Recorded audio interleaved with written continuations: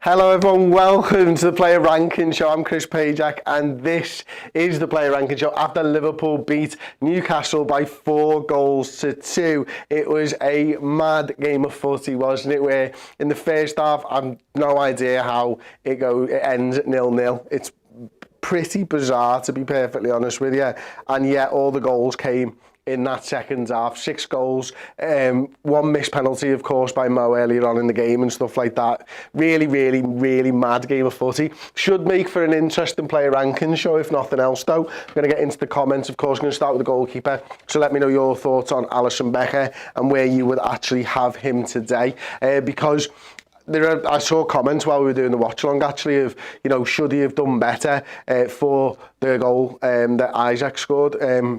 He goes down, doesn't he? And he tries to get his hand to it and stuff, but maybe it was a little bit too easy for him. But I honestly, personally put that down to just good finishing, good incisive finishing. And it was actually what we were lacking in the first half, wasn't it, from our number 9 in Darwin Nunez, our centre forward. So I thought he was sound today. I thought he was okay. I thought he was all right in the build-up play. He makes a couple of saves, but not much. But certainly, about sound there. And Free Django says Big Ali was just sound. Knocky Knock says Ali was high sound. I'm happy with sound there. I think, if he'd saved that, he'd be getting up into the bosses. No, listen, the goalkeeper tonight isn't what we need to be talking about, because there are players out there who've performed really well, and there's players out there who might even edge towards you meshing, and we'll get to them as we go along. So give me your thoughts. Obviously, keep them coming in the YouTube comments tonight for me. Just put the name and put where you think, and maybe a sentence about them. So Trent Alexander-Arnold for me. I noticed on some of the stats, I'm going to put him into the higher sound category because I think he did really well against Joe Linton tonight, and could have been someone who physically it would have been a difficult match for him to go up against him. Probably wasn't expecting to go up against Joe Linton, was probably expecting more to go up against Anthony Gordon tonight, but it didn't work out that way. And I thought, he had 10 ball recoveries on the night. He won his one tackle, a couple of interceptions there as well. I thought he had a really good performance for me from Trent. Obviously hits the post/bar at one point with one of the wildest shots/crosses from a tight angle that you're ever going to see. Probably should have scored a goal as well after the penalty. It's sort of spinning up in the air, and bounces, and he's waiting for it to come down. He gets under it too much and slices it over the bar, unfortunately. Free Django, Trent was boss. His passes always got there and away to correctly, something we're struggling at, and I think Szoboszlai might be guilty of that, Django, yeah.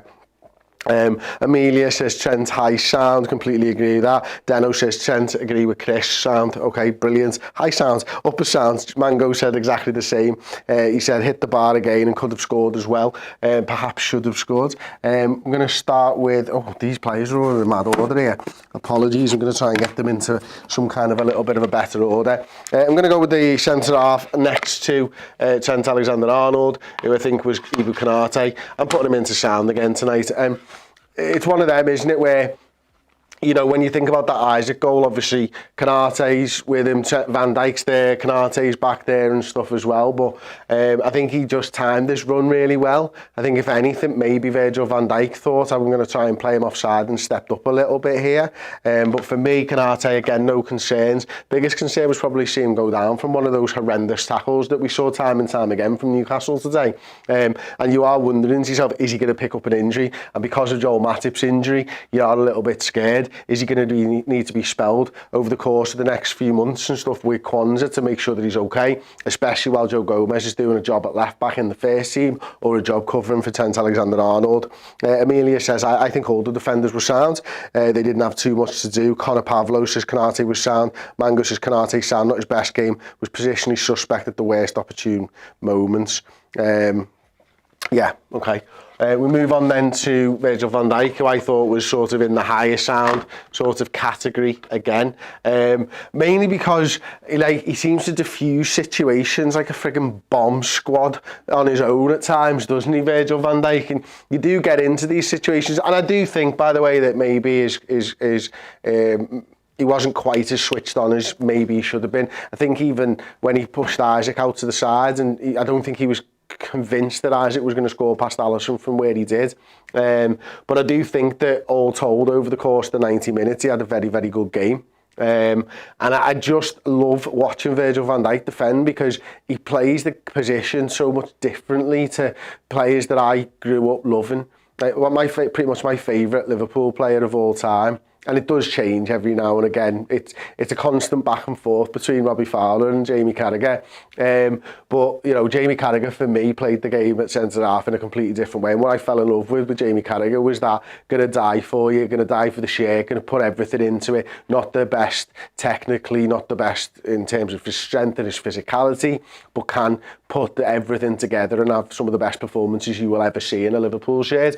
Completely different to someone like a Virgil van Dijk, who sort of dosses around the football field, making shit look easy. What I love about Carragher is the fact that he had to work so hard to become one of the best players in the world, and he did. But Virgil van Dijk doesn't look like he works dead hard to do it. Virgil van Dijk, physically gifted, mentally clearly gifted, technically gifted, probably does work dead hard. It's probably just a bit of an act. Like, it's almost like he doesn't want to see, you know, give anything to the opposition. Like, he's working really hard, but he just looks like, oh, it's easy, mate, and he wants to get in your head with it and stuff. So yeah, Django says up a sound, he's an absolute beast. I say he was a beast tonight. He's going to be my first one in Boss. Joe Gomez, and you might wonder why you're putting Joe Gomez in Boss. Was he really any better than Trent Alexander-Arnold and Virgil van Dijk and Kanate? But please allow me this one, because Joe Gomez, you know, that first game when he played at left back, I think it was Luton this season, it didn't look like it was going to work. You know, they put up a tricky winger in Anthony Gordon, who's caused Trent Alexander-Arnold problems, who's caused lots of teams problems. I think it was his 100th Premier League game today, Anthony Gordon as well. And Joe Gomez comes up against him and latterly Almiron, and just has an incredible game. And again, I talked before about Virgil van Dijk diffusing situations. There was one where the ball was played inside of him.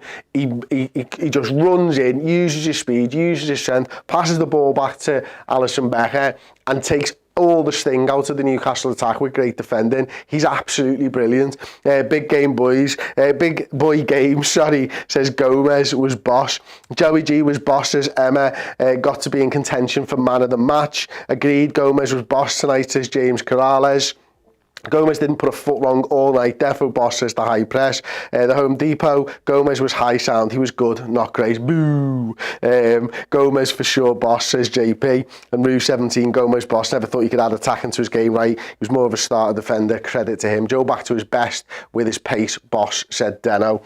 I think we're all in love with Joe Gomez at the moment. Whether it be right back, whether it be left back, or if we need him at centre half, you know Joe Gomez is going to put a shift in for the team. And hopefully, fingers crossed, touch wood, that he is going to be putting those injury problems behind him. Tell you who else we're going to have to put behind us for a little while is Endo, because this man is off to the Asian Cup. But I tell you what, he's another man for me right there who goes in to the boss category, because this man has exceeded expectations. Signed for about 16 million quid from Stuttgart, and you're thinking, all right, just a bit of a destroyer. He's more than just a destroyer. He's got good feet. He can pass the ball, but what he does do when he is destroyed is he fucks shit up for the opposition. He makes it so incredibly difficult for teams to play out from the back against us, and he's there constantly. Like, what I loved about Fabinho was that bang, 40 yards out. That's what Endo does. Put a little tactical foul in if he needs to, put a reducer in if he needs to, get the ball, move the ball, play the ball, pass the ball, go with the ball, Liverpool go and score goals. That's what Endo does.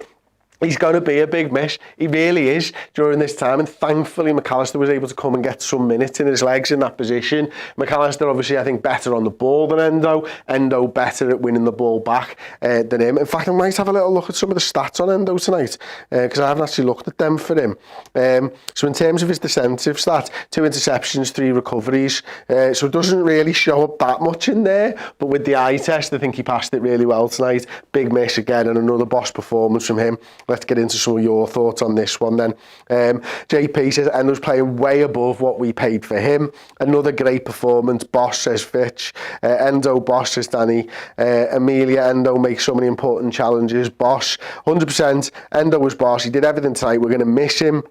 Marco, we need to decide a DM just to replace Endo when he's at the Asia Cup. So yeah, I mean, we're all happy. We're all good. We're all happy. It's all great. Sobo, Szobo, for all the boss and the sounds and everything else that we've got tonight, I'm going to be putting Szoboszlai lower sounds tonight, and I'll edge him. Oh no, look at that, I've messed it all up. My OCD's not going to be having that. This is the problem with putting someone bang centre of sound in Alisson to begin with. It messes up your whole feng shui when it comes to the board, if there is even feng shui when it comes to this board, because it's just a made up thing that we've done. Anyway, Szoboszlai, lower sound, certainly for me. Gave the ball away too often. A few lax passes. That one, I spoke about it on the Fan Interactive show there, but when everyone's streaming ahead of him, you just need to play that ball in front of him. It was an easy pass, and he just took it for granted that he was going to play the pass. And he had a sort of bad 5 minutes after that where he just kept giving the ball away, maybe 3 or 4 times in a few minutes' time. And I thought he did all right in the middle part of the first half, sort of got to grips with it again and then sort of faded out again. It's just, yeah, it's a bit up and down at the moment. It's almost like we're watching a young player in his first season in the Premier League and he's not quite hit the heights that maybe he did at the first part of the season. He's going to be great. We all know that. He's going to be one of the top signings Liverpool have made, I believe, over the fullness of time. But yeah, for now, lower sound. So sound, Szobo, sound. Demolition Rob says Szobo, sound. Szobo's first touch was slightly poor, however, he was involved in the build-up for the goal. So sound. I don't know where that one went. I think that one just disappeared, so I can see onto that one. Oscar Mars says Szobo's still very important. He runs so often as he needs his energy. He does. He has boundless energy. It's something that, forgot to mention there, but you're absolutely spot on. No matter how he's playing, he's still working dead hard to try and get the ball back.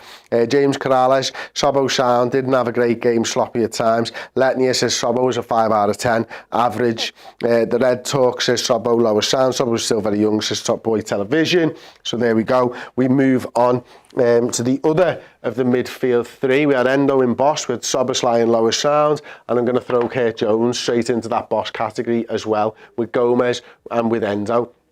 Jones gets his goal from 1 yard out. Excellent work, my friend. But what he does is he adds a level of steel to the midfield, doesn't he, that maybe Gravenberch doesn't. He's going to try and win the ball back. He's going to press high up the field. He's going to get into the penalty area. He's going to keep the ball. He's going to recycle the ball. He's a classic, and I've said this before, live to fight another day footballer. If it's not there, he moves the ball back. And there's nothing wrong with that. I think sometimes as fans, we get a little bit too like, oh no, we're going backwards. But the reason that Liverpool go backwards is they're in a low block. You've got a bank of 4, maybe another bank of 5 and a 1. And they're all on the edge of the penalty area, and it's incredibly difficult for Liverpool to break them down. So what they do is they go all the way back to Alisson, and those incredibly compact lines, 4 and 5 and maybe a 1 there, all edge out, and the space between the 4 and the 5 and the 5 and the 1 get bigger and bigger. And that is what we've done tonight at times. We've done it, all season long, where we stretch them out like an accordion and we hit quickly through them. And Jones is one of those players that allows us and thinks about doing that more often than not. He's like, okay, well, we'll just give up. We'll try again and we'll go again and we'll see if we can get something. He's brilliant. And he was brilliant tonight. Rue17 says Jones, absolutely boss. Curtis, so dependable, boss, says Danny. Mohammed, Curtis is doing Jones things. He's a magician. Curtis touching passes, class 1-2 passing game, unreal, says Top Boy, absolutely. And JP says Jones ties the team together. Maz says Jones has stepped up recently, some season, well done to him. And Connor Pavlo, Curtis boss, deserves with exceptional performance, and that exceptional performance was obviously capped with a goal as well. I'm going to start with Luis Diaz then, who I'm going to put, I'm going to put him in boss. I'm going to put him as like the sort of lower. Oh no, fuck it, don't be mean. It's a new year, new me. I'm not going to be mean. And Luis Diaz, for me, goes into that boss category. And again, I talked about it on the Fan Interactive show, so apologies for repeating myself slightly here, but he looked like a man possessed at times in that first half, didn't he? Where he looked like, when Sadio Mane would just drag you over the line in games, and I think it was a game, wasn't it? Was it the start of last season? Was it Fulham maybe? Was it where we maybe drew it 2-2 or something, and Diaz was like, no, not happening, not on my watch, not today, my friend. And it felt like Diaz was that today, and he wanted to get into the penalty, he wanted to try and score goals, he wins as a penalty. He obviously has a goal disallowed and stuff. It was an energetic performance. He won the ball back. He tried to create things. He won penalties. It was a boss performance from Luis Diaz. And he needed that because there's starting to be rumblings about Luis Diaz. I'm starting to speak to more and more people who are sort of questioning his output for us. And, you know, does he deserve his place in the side? Are we better kind of bring in somebody who's going to score more goals and stuff like that? Luis Diaz can be a man of the match. And Luis Diaz has his name in the hat for man of the match tonight. Vetch says Diaz, best game from him by far. Surprised he came off. Boss. Mario says Diaz was man of the match for me. Home Depot, Diaz was boss. Newcastle players couldn't keep up with the lad. Diaz was on fire tonight as a Royker. Back to his best easily. Robbly Rob says Liverpool are top of the league, but they're not even top of the game, top of their game yet, which I agree. Diaz, I would say boss. He played so well. He's back to himself now. We just need to get Darwin to get back into good form. Well done, Lucho. Diaz looked dangerous, did it all but score, says Rue. So yeah, I think we're all in agreement here about Luis Diaz. I'm going to go with Mo Salah next, who I think has to go and edge it for man of the match for me, because once again, 2 goals and an assist. Yes, he misses that penalty. The penalty is not good enough, but the balls and the wherewithal to change where you put it for the second penalty, have that sort of mano-a-mano sort of thing where you and the goalkeeper are in this like little mini war with each other, and then slot that penalty to give us the breathing space to go on and win the game quite comfortably in the end. That was what Mo Salah did tonight. Obviously, he's a great assist as well. And another tap-in from the one from Darwin Nunez and stuff. So yeah, again, while he might not look like he's playing really well, he's the top scorer, he's the top assister in the Premier League, and Liverpool are top of the table. He's going to be a big miss at AFCON. They're conversations for another day. For right now, he's my man of the match. And I think that a lot of people will agree with me on this. And I'll start off with Mustafa. Says Salah is man of the match, hands down. Rue, Salah, boss, what you expect and get from him. James Lim says Salah, best game in a while, boss. Mo Salah got his brace, and although missed the penalty, he is boss. Home Depot, Mo was man of the match for me. What a way to leave for AFCON. Yeah, absolutely agree with that one. So yeah, difficult now. We've got the big one, Darwin Nunez. Where are we going to put him? We're going to start off while you get your thoughts in on Darwin Nunez and where you think he should be. I'm going to start talking about his performance tonight because misses 3 of Liverpool's 5 big chances. You know, as an opportunity to a one-on-one with the goalkeeper, where he does brilliantly to steal the ball from the defender using his body and his weight and his strength and all that type of stuff, and then gets in his own head. And isn't able to score. He has a header which goes over the bar, which perhaps should have done better. Maybe it was slightly behind him. If you're looking for some positives in that, I can't remember what the other third big chance was, but I know that like consistently now he's missed big chances for us. But he gets an assist, so in some ways that's sound, innit? But yeah, It's a tough one really, is Darwin Nunez, because Mo Salah says sound for him. Nunez needs his own tier system, says Electric CZ. I probably agree with that. Bear says sound, solid sound. Nunez had a clear header missing, said Altnew. Darwin was low sound, he played okay, but he should have had a few goals tonight, and lucky Darwin just learned how to finish, but he got an assist, so yeah. Lower boss mate, big contributions, says Scott Fenn. That's an interesting take. Okay, fair play to you.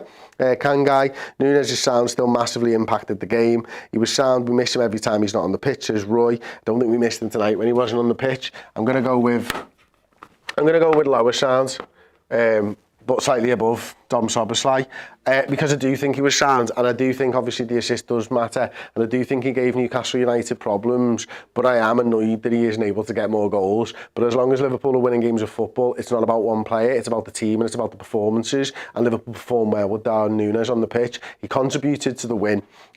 He's made Newcastle tired, he's got them worked up, he's made the goalkeeper have some unbelievable saves, he's got into the positions to have those opportunities. He didn't finish his dinner tonight, unfortunately. But you know what? It's about the team, and the team played well with him as the number 9, and it was a good performance and a sound performance from him, but he's not clinical enough, we know that. That is something that he needs to work on, and I don't know whether it's a mental thing. He's clearly got the technique in his boots. He knows how to finish. It's up here at the moment, so someone needs to put an arm around him. So I'm not going to sit here and tell you that he's shit, because he's not. He's clearly a very, very good player. It's why Liverpool paid the money for him. Going to move on then to the substitutes. This one should be fairly easy. Gakpo obviously gets a goal, so he's going into higher sound. Again, he's just looking like everything's just a little bit easier for Cody at the moment, isn't it? Obviously scuffs his shot, which was a bit wild. But yeah, other than that, does what he needs to do. Jota goes straight into boss for me. Lower boss because he's only on the field for a little while, but good things happen when Diogo Jota's on the field. Maybe I'm being a little bit too good with that. Yeah, good things happen. Obviously gets an assist tonight, isn't able to get a goal, but it's really good forward play. When he's on the field, Liverpool look dangerous, and you trust that if an opportunity should fall to Diogo Jota, he's going to make the most of that opportunity. Obviously, I'm moving him back up.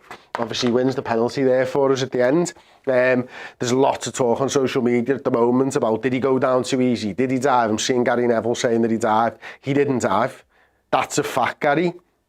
He got a clip on the foot, and as you're running at full pace, he fell down. Did he go down too easy? Probably a little bit. Would I have liked to seen him stand up and score the goal if possible? Yeah, but I'm not sure it was. He's a striker. He's got striker's instincts. I'm sure if he felt he could have got a goal, he would rather have got the goal himself than a guaranteed yellow card for a goalkeeper and a chance of a goal with Mo Salah, who has just missed one.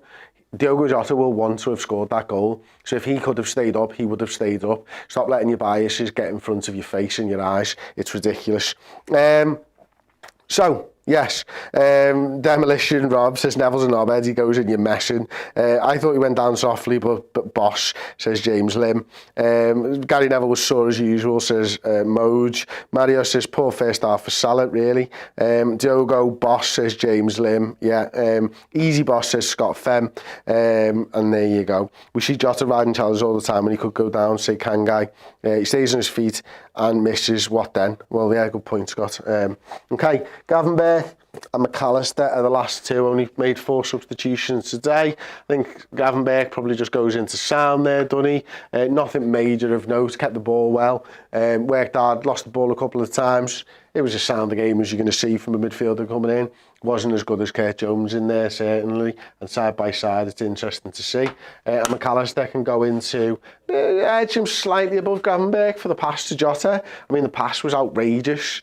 And I'm just so glad that he's able to get minutes under his belt, because with Endo going away now, you know, we talked about the Salah problem in that he's going to AFCON. With Endo going to the Asia Cup, we really needed this lad to get minutes today, and he did. So he was sound as well. It's all happy, it's all good, we're all made up. Loads of boss performances from the lads today, loads of sound performances, but ultimately 4 goals to 2 goals for Liverpool Football Club. Top of the table, 5 points ahead of City, 5 points ahead of Arsenal, and 3 points ahead of Aston Villa. What more can you ask for, and what better way to start the year? Thank you for joining me. Don't forget to like the video, subscribe, and get over to redmenplus.com if you want extra content. The instant match reaction has been recorded, and the player ratings show with the numbers has been recorded as well. Loads of brilliant content. Podcast tomorrow, 2 o'clock. Get on us. Ta.